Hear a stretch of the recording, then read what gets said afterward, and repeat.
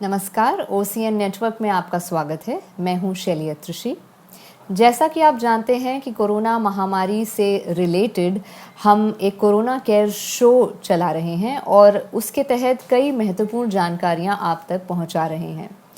आज का शो बहुत ही इम्पोर्टेंट है क्योंकि आज मैं दो मदर्स से बात करूंगी जिन्होंने कोरोना को अपने घर में ही टैकल किया और बहुत ही सक्सेसफुली टैकल किया। आइए मिलते हैं। Thanks, Pradita, and thanks, Swati. So, Pradita, would you please introduce yourself? नमस्ते, मेरा नाम प्रदिता कपाही है। मैं एक वकील हूँ बाय प्रोफेशन, लेकिन अब मैं एक क्रोशे आर्टिस्ट हूँ और एक लेखक भी हूँ। और मेरी एक 6 साल की बेटी है जिसके इर्द-गिर्द मेरी सारी ज़िंदगी घूमती है। I want Swati also. Swati, आप भी अपना इंट्रोडक्शन दीजिए, उसके बाद फिर थोड़ा सी नमस्कार। सेम प्रजिता की तरह मैं एक वकील हूँ।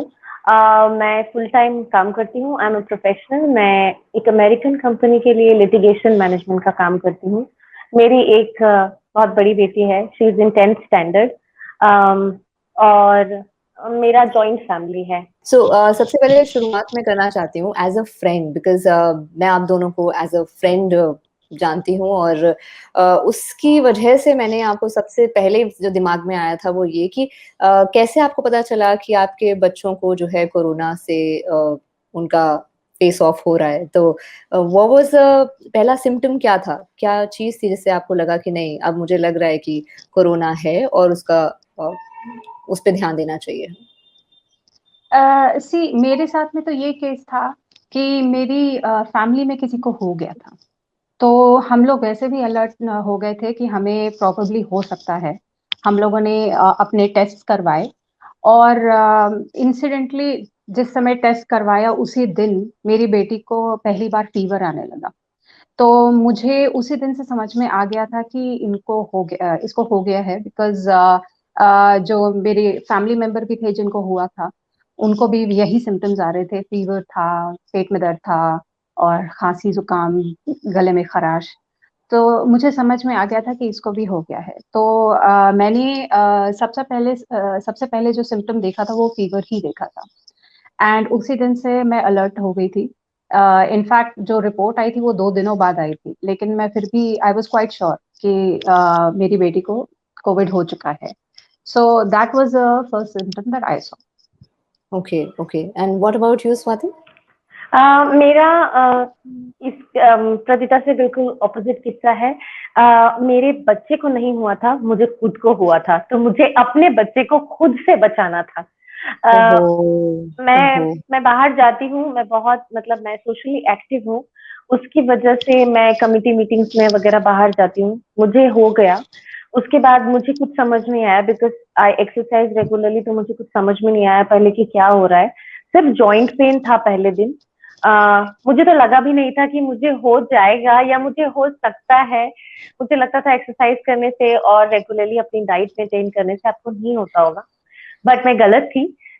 एक दिन, सिर्फ एक दिन मुझे हेडेक था, बहुत ज्यादा हेडेक था और जॉइंट पेन हो रहा था। उसके दूसरे दिन हल्का सा बुखार आया जो कि मैं सहन कर सकती थी, मुझे ऐसा लगा ही नहीं कि मुझे होगा। तो जस्ट प्रिकॉशनरी मैंने टेस्ट करवाया और उसके बाद दूसरे ही दिन सुबह मेरी रिपोर्ट आ गई एंड मैं पॉजिटिव थी। और फिर मैं एक 2 BHK में रहती हूँ। मेरे साथ 2 बच्चे रहते हैं, एक मेरी ननद का बेटा है, एक मेरी बेटी है और मेरे इन लॉज और मेरे हस्बैंड। तो इतने सारे लोगों को मुझे अपने आप से बचाना था।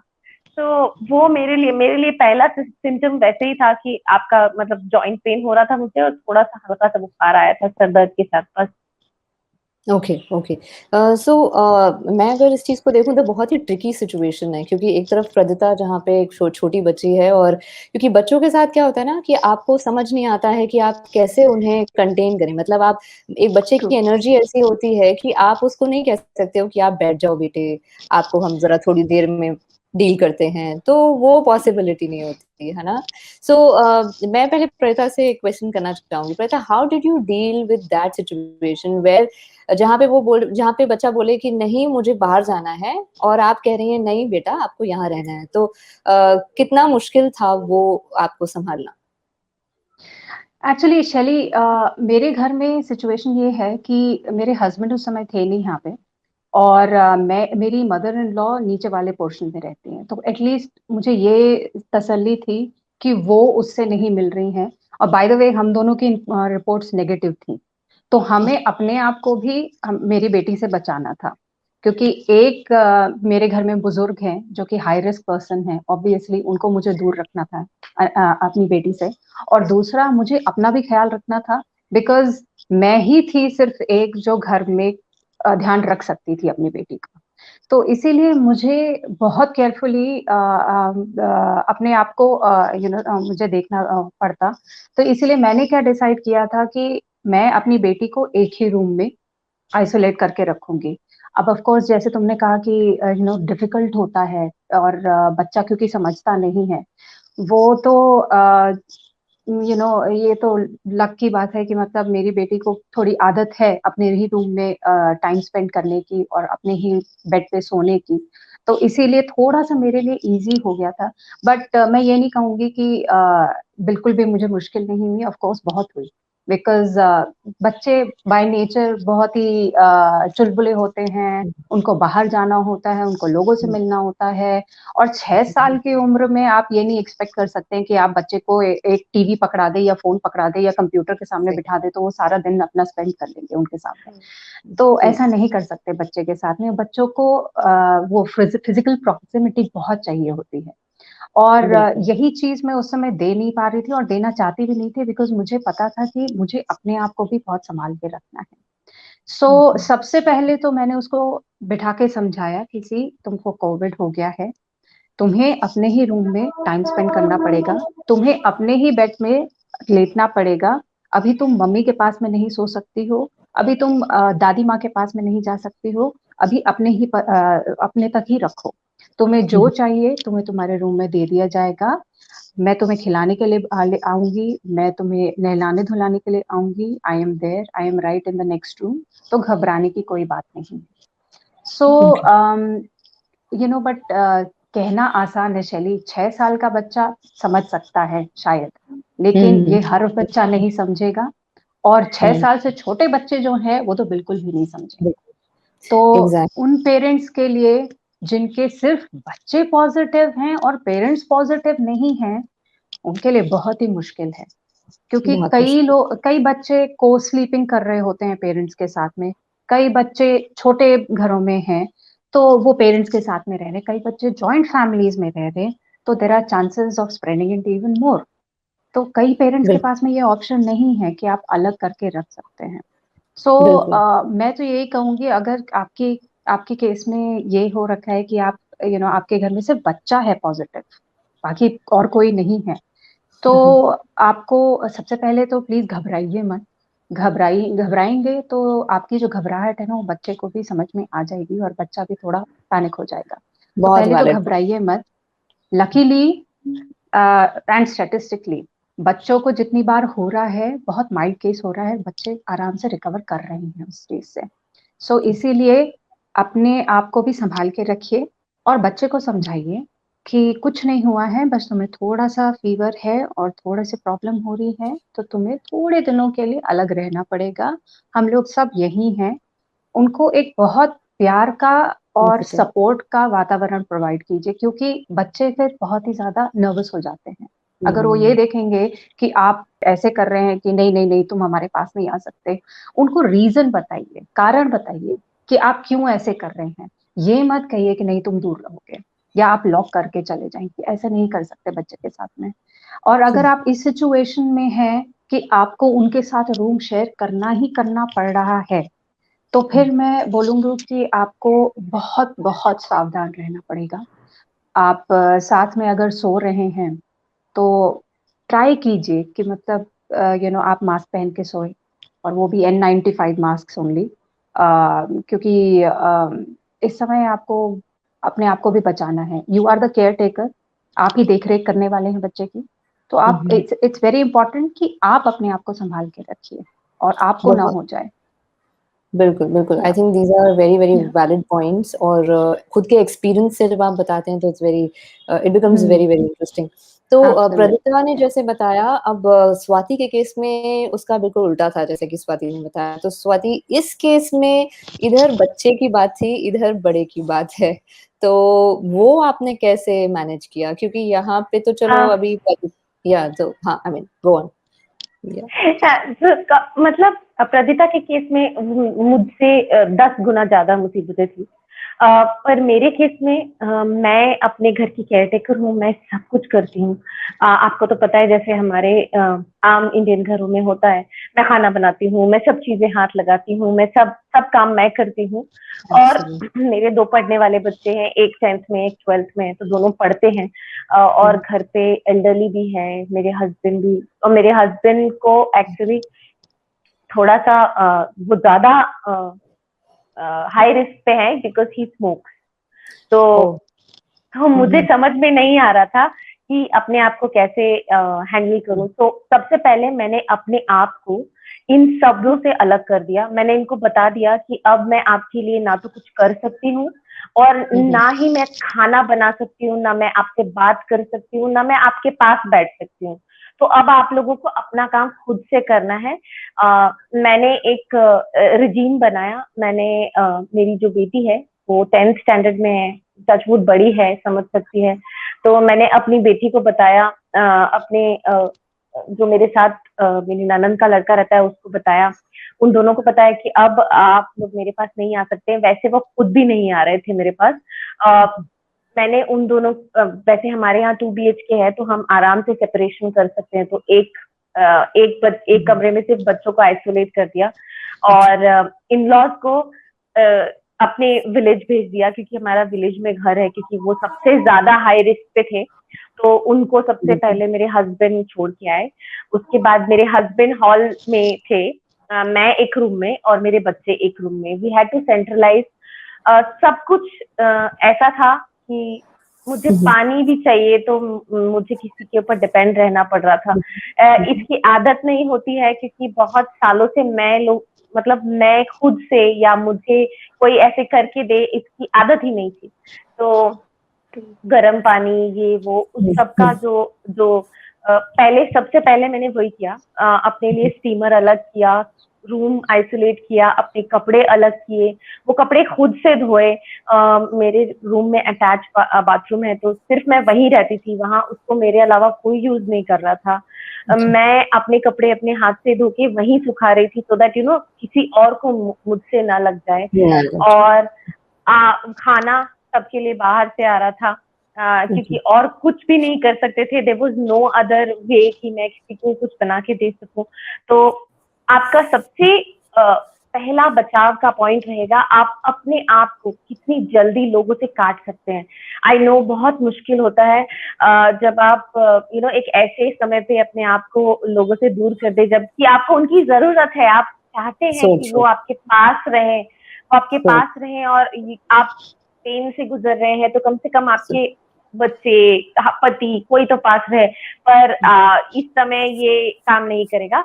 आपको सबसे पहले अपने आप को लोगों से काटना पड़ेगा।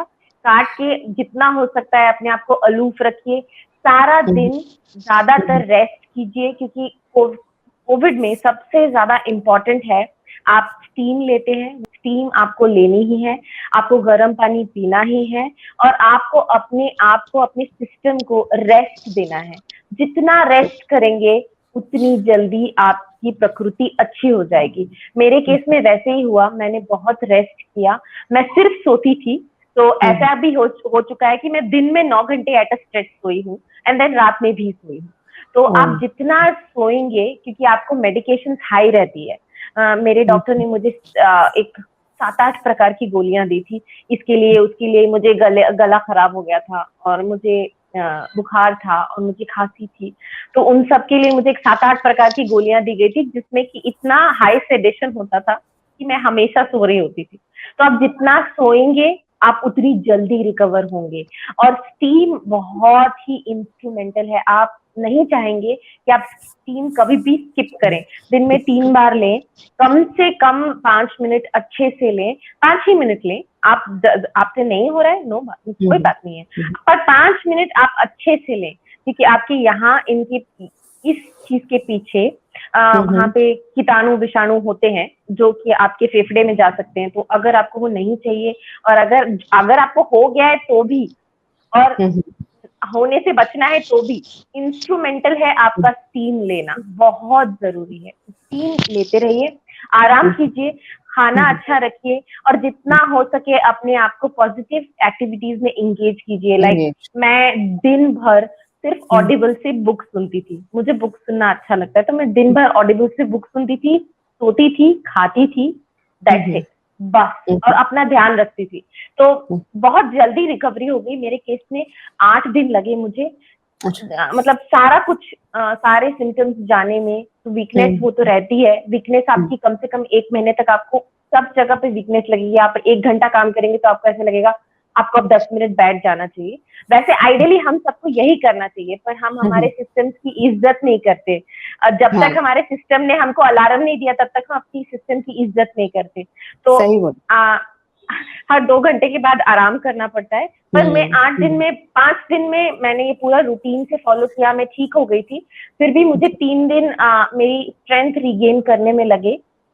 पर ये जो रिजीम मैंने फॉलो किया उसका मुझे बहुत फायदा हुआ, और उसकी वजह से मैं जल्दी रिकूप हो पाई।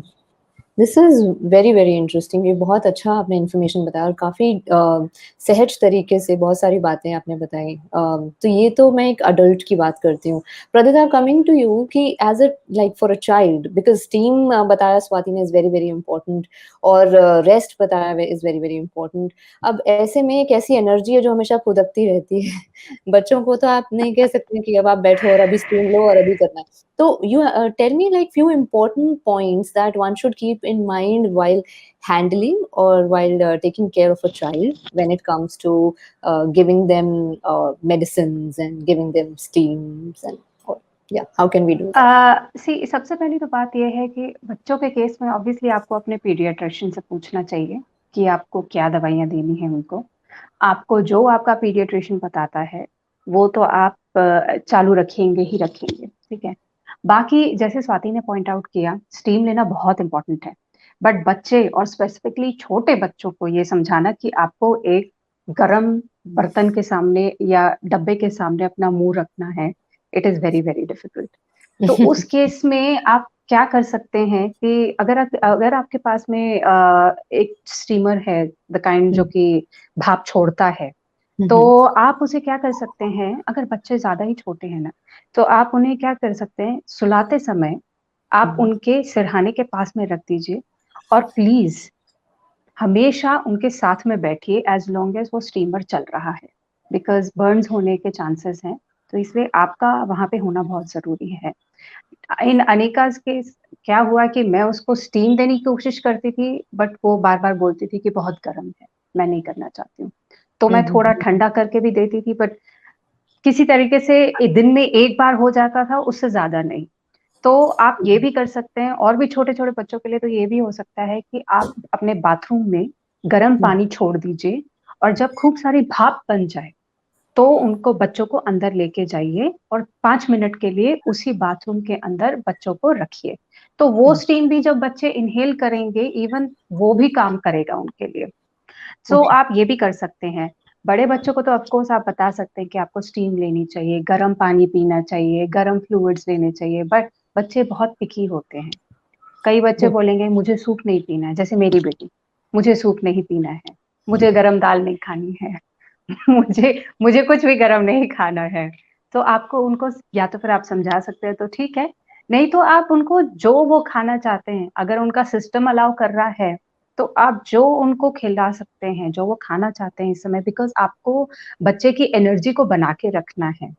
ये डिजीज ऐसा है जिसमें आपकी एनर्जी बहुत डिप्लीट हो जाती है, शरीर एकदम थक जाता है, चूर हो जाता है फीवर से भी, और आपके जो आप पे अटैक हुआ है आपके सिस्टम पे उससे भी, और इम्यूनिटी बहुत लो हो जाती है। इसीलिए आपको आपकी डाइट में प्रोटीन होना बहुत जरूरी है, साथ में फ्लूइड्स होने बहुत जरूरी हैं। तो बच्चे को चाहे ठंडा, अगर उनका गला अलाउ कर रहा है तो ठीक है, हल्का हल्का ठंडा उनको दे सकते हैं, लेकिन ट्राई कीजिए कि उनको वार्म फ्लूइड्स दिए जाए, और जितना भी आप फ्लूइड दे सकते हैं उनको आप दीजिए। क्योंकि बच्चे ऐसे हैं, वो आपकी बात नहीं सुनेंगे कि आपको काढ़ा पीना है या आपको गरम दाल पीनी है या सूप पीना है बेटा, नहीं, वो ये सब नहीं मानेंगे। वो बोलेंगे नहीं, हमें जो खाना है हमें वही खाना है। और फिर अगर वो चिड़चिड़ करेंगे तो वो रोना शुरू कर देंगे, which is not good for their. Yeah. तो उनको खुश रखिए और जो वो खाना चाहते हैं, हेल्दी फूड मतलब, उनको खिलाते रहिए। क्योंकि लकीली बच्चे जल्दी रिकवर कर रहे हैं इस चीज से। सो इट इज बेटर कि आप उनको ऐसा हेल्दी खाना खिलाएं जो उन्हें खाना पसंद है। आप क्योंकि Absolutely. अडल्ट्स को समझा सकते हैं कि कैसा खाना खाना चाहिए और क्यों स्टीम लेनी चाहिए, बट वो बच्चों की समझ में कम ही आता है। सो इसीलिए मेरे केस में मेरी बेटी को ज्यादा कंजेशन की इशू नहीं थी, लेकिन फिर भी मैंने नेजल ड्रॉप्स यूज किए थे। एक दिन उसको थोड़ा सा नाक में तकलीफ हो रही थी, उसका ब्लॉकेज हो रही थी, तो मैंने नेजल स्प्रे यूज किया था। आप सेलिन ड्रॉप्स भी यूज कर सकते हैं। Okay. और बाकी आप कोई भी अगर एक्सपेक्टोरेंट आपका डॉक्टर सजेस्ट करता है तो आप वो भी दे सकते हैं, सो दैट आपकी नोज बहनी शुरू हो जाए और Okay. अंदर जितना भी है वो सब बाहर निकलना Okay. शुरू हो जाए। Okay. सो ये सब बहुत So इम्पोर्टेंट है बच्चों के लिए। this ये thank you for sharing this, but there's one point which I wanted to ask both of you. So जब हम बड़ों के केस में देखते हैं ना, तो ऑक्सीजन लेवल जो है उसके बारे में बहुत कहा जाता है कि ऑक्सीजन जो आपका लेवल्स है, सैचुरेशन पॉइंट जो है उसको आपको देखते रहना है, करते रहना है। तो स्वाति आपके केस में कैसा रहा? Were you able to constantly monitor your O2 level and and what about you, Pradita? Like for a child, how did you manage to keep a tab on the O2 level and how did you? हाँ, first of all तो आपके पास में एक oximeter होना बहुत जरूरी है। आप अभी इस चीज के लिए रुकिए मत कि हमें जब हो जाएगा तब हम ऑक्सीमीटर ले लेंगे, नहीं। इस समय बाहर इतनी किल्लत है इन सब मेडिकल इक्विपमेंट्स की कि अब इस तारीख में आपको कहीं पे भी ऑक्सीमीटर नहीं मिलेगा, और मिलेगा भी तो बहुत बाद में मिलेगा। तो इसीलिए अगर आपने अभी तक नहीं मंगवाया है तो प्लीज मंगवा के रखिए। एक फैमिली में कम से कम एक ऑक्सीमीटर होना तो बहुत जरूरी है, एक reliable oximeter I would say. And जब आप बच्चों की रीडिंग लेते भी हैं, बच्चों की उंगलियां ऑब्वियसली छोटी छोटी होती, तो रीडिंग लेना मुश्किल होता है। ऊपर से उनका चुप करके एक जगह पे बैठना भी मुश्किल होता है, तो रीडिंग हमेशा फ्लक्चुएट करती रहती है। अपनी बेटी के केस में मुझे कई बार ये होता था, अलग अलग फिंगर्स से 2-3 बार लेने पड़ते थे रीडिंग्स, और तब मैं कैलिब्रेट करती थी कि मतलब कितनी हो सकती है ऑक्सीजन लेवल। और दूसरी बात जो मेरे डॉक्टर ने भी यही कही थी मुझसे, और बाकी और मेडिकल कम्युनिटी भी कह रही है कि आपको बच्चे को थोड़ा सा 5-6 मिनट एक्टिविटी करवानी चाहिए और उसके बाद ऑक्सीजन लेवल चेक कीजिए उनका कि क्या है। अगर उस समय उनका ऑक्सीजन लेवल डिप होता है 95 के नीचे, देन आई थिंक बच्चों के केस में तो you should immediately just bring it to the notice of the doctor. मुझे पता है कि मतलब 94 to 90 के बीच में you are just suppose to be very careful, you are suppose to watch. लेकिन आई थिंक बच्चे के केस में you better not take a chance, और एकदम से अपने पीडियाट्रिशियन से बात कीजिए कि इनका 95 से नीचे जा रहा है ऑक्सीजन लेवल। और दूसरी बात जो मैं ये बोलूंगी कि ऑक्सीमीटर भी की रीडिंग लेने के लिए भी बड़े बच्चों के साथ में तो कोई इशू नहीं होता, बट छोटे बच्चे जो होते हैं काफी, तो उनकी उंगलियां भले ऑक्सीमीटर में अच्छे से बैठेंगी नहीं, तो आप क्या कर सकते हैं, जो पैर का सबसे बड़ा अंगूठा है उसकी रीडिंग ले सकते हैं, उसको डाल सकते हैं अंदर और उसकी रीडिंग ले सकते हैं। ये भी आप कर सकते हैं। तो बच्चों के केस में तो थोड़ा ऑक्सीमीटर की रीडिंग लेना थोड़ा डिफिकल्ट होता ही है, तो Okay. Okay. So आपको just keep. कोई ना कोई तरीका इजाद करना ही पड़ेगा। बिल्कुल बिल्कुल बिल्कुल, बच्चों के केस में there has to be an alternative. बिल्कुल। जी स्वाति, आप कुछ कह रही? मैं जो अभी प्रदिता ने कहा, बस उसमें कुछ जोड़ना चाहूंगी। जैसे प्रदिता ने बताया, आपके पास एक किट होना चाहिए आज की डेट में। आज की डेट में आपको आपके परिवार का ध्यान रखने के लिए एक किट चाहिए। उस किट में क्या क्या होना चाहिए? एक ऑक्सीमीटर, एक थर्मामीटर, एक स्टीमर, एक हॉट वाटर बैग, ये 4 चीजें तो आपको चाहिए ही। हॉट वाटर बैग चाहिए आपको अपने जॉइंट पेन या अगर आपको कहीं पेन हो रहा है उसको फर्मेंट उसको सूद करने के लिए। थर्मामीटर आपको आपका बुखार नापने के लिए चाहिए। ऑक्सीमीटर ऑक्सीजन लेवल्स लेने के लिए चाहिए। और स्टीम तो बहुत ही ज्यादा जरूरी है। तो स्टीमर आपको अपना अलग चाहिए और परिवार के लिए अलग चाहिए। तो एटलीस्ट 2 स्टीमर घर में होने ही चाहिए। मेरे केस में मेरा ऑक्सीजन लेवल कभी ड्रॉप हुआ ही नहीं, वो हमेशा 98 था। मतलब ये जो अलग अलग तरह के स्ट्रेन आ रहे हैं ना, तो उसमें आप कुछ कह नहीं सकते, आप कुछ पक्का नहीं बोल सकते कि यही होगा या वो ही होगा या ऐसे ही या वैसे ही। आपको सिर्फ रिस्पॉन्ड करना है, आपकी परिस्थिति कैसी है। जैसे मेरा ऑक्सीजन लेवल हमेशा 98 था, 5 मिनट की एक्टिविटी के बाद भी 98 था, उससे पहले भी 98 था। वो 98 से ड्रॉप हुआ ही नहीं, वो कंटिन्यूअसली। इवन मेरे बुखार में 98 था। मुझे सिर्फ बुखार आ रहा था और कमजोरी थी। पर हाँ, आपके लिए बहुत जरूरी है कि आप एक किट बनाएं और जो एक साधारण जो आपकी मेडिसिन है, जैसे क्रोसिन हो गई, एक एक्सपेक्टोरेंट हो गया, एक शरीर दुखने की दवाई हो गई और एक एंटीबायोटिक हो गई। ये 4 चीजें आप अपनी डॉक्टर की सलाह से, आपका जो भी फैमिली डॉक्टर है, क्योंकि अभी फिलहाल ना तो हम हॉस्पिटल जा सकते हैं ना हम अच्छी, मतलब अभी अगर आप हॉस्पिटल गए तो हॉस्पिटल में एक तो आपको कोई अटेंड करने के लिए है नहीं, क्योंकि बेचारों के पास बहुत ज्यादा पेशेंट्स है। मैं खुद दीनानाथ मंगेशकर हॉस्पिटल में खुद को दिखाने के लिए गई थी। मैं नजारा आपको बयान नहीं कर सकती। वहां पे इतनी किल्लत और इतने मुश्किल में लोग डॉक्टर हेल्प कर रहे थे। डॉक्टर ने मुझे सिर्फ बताया, मैडम आप ये दवाई लीजिए, अपना ध्यान रखिए, तभी वापस आइएगा जब आपको कोई तकलीफ हो। आपको ये केयर लेनी है, जो मैंने आपको भी बताई। आपको ये केयर लेनी है अपनी खुद की रीडिंग्स मेंटेन कीजिए, कम से कम 3 बार देखिए खुद के। आपका ऑक्सीजन लेवल ड्रॉप नहीं होना चाहिए, जैसे कि प्रजंता ने बताया। खाना ठीक रखिए, अच्छा खाइए, प्रोटीन खाइए। अब मैं जैसे वेजिटेरियन हूँ, तो मैंने पनीर, टोफू ये सब खाया। और अपना सिर्फ आपको अपना उस हिसाब से ध्यान रखना है कि आपकी तैयारी पूरी होनी चाहिए, आपके पास किट अवेलेबल होना चाहिए घर पे, ताकि आप लोगों की देखभाल कर सके। अगर आपको खुद को या किसी और को भी हुआ तो आपके पास वो किट बहुत जरूरी है। और आज तो जागरूक होना ही पड़ेगा, क्योंकि हमारे मेडिकल जो भी व्यवस्था है वो चरमरा चुकी है। तो हम खुद ये चीजें देखनी ही पड़ेगी। तो आप अपनी तैयारी खुद पूरी रखिए, क्योंकि आप नहीं बता सकते हैं किसको हो जाएगा। मैं कहीं नहीं गई थी, मैंने सारे प्रिकॉशंस लेने के बाद मुझे हो गया। आई एम जस्ट गेसिंग कि शायद मुझे लिफ्ट से हुआ होगा, बट वो सिर्फ एक गैस है। मैं नहीं बता सकती मुझे संक्रमण कहाँ से हुआ, पर हो गया। तो टचवुड की मेरे पास वो सारी चीजें पहले से थी, क्योंकि मेरे घर पे डॉक्टर्स हैं, तो मुझे हमेशा से बताया गया है घर पे ये चीजें होनी चाहिए। तो मैंने ला के रखा था और टचवुड मेरे पास वो किट था। तो आप लापरवाही बिल्कुल ना करें। आपके पास अगर ये किट नहीं है तो अभी प्लीज अपनी फैमिली के सुरक्षा के लिए ये किट अपने पास रखें। बिल्कुल बिल्कुल। Thank you so much Swati for sharing all these details. Pradita and Swati, आपने बहुत ही इम्पोर्टेंट इन्फॉर्मेशन हम लोगों के साथ शेयर की, क्योंकि जब आप बीती शेयर करते हैं ना एक दूसरे के साथ, तो वो थोड़ा सा और बेहतर तरीके से एक दूसरे के सपोर्ट में हम खड़े हो सकते हैं।